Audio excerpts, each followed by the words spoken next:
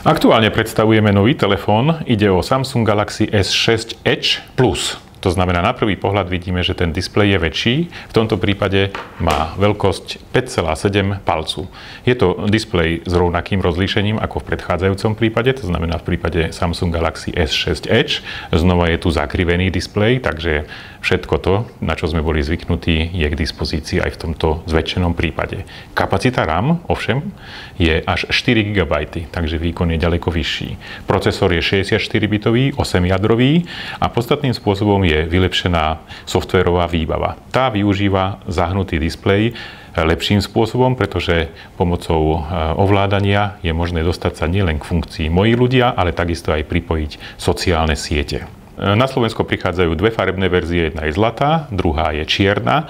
K dispozícii je takisto aj vylepšený spôsob napájania. V tomto prípade na plnú kapacitu nabijete tento telefón za 90 minút. Takisto bola zlepšená aj bezdrôtová forma nabíjania, v tom prípade nabíjanie pri bezdrôtovej nabíjačke trvá 120 minút.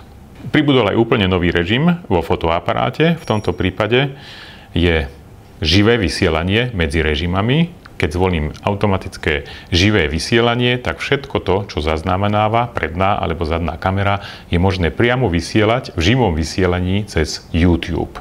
Stačí na to len potvrdiť vlastne spôsob takéhoto vysielania a môžete sa podeliť so svojimi známymi o jednotlivé udalosti, ktoré sa odohrávajú vo vašom živote.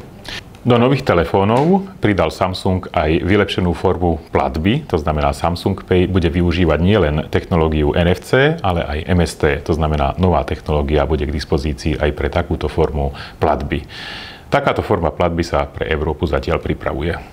V celkovom hodnotení si myslím, že Samsung sa pohol správnym smerom, zachoval ten dizajn. V celkovom hodnotení si myslím, že Samsung sa pohol správnym smerom. Ten dizajn zostal zachovaný, to znamená zakrivený displej je aj v tomto prípade väčšieho displeju.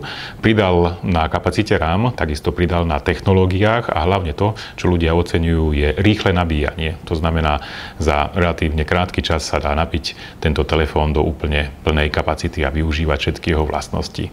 Ďalšie možnosti sú potom v sociálnych službách, v živom vysielaní a takisto aj vo forme budúcej platby pomocou mobilného telefónu. Samsung Galaxy S6 Edge Plus sa dostane celosvetovo na trh do predaja v auguste.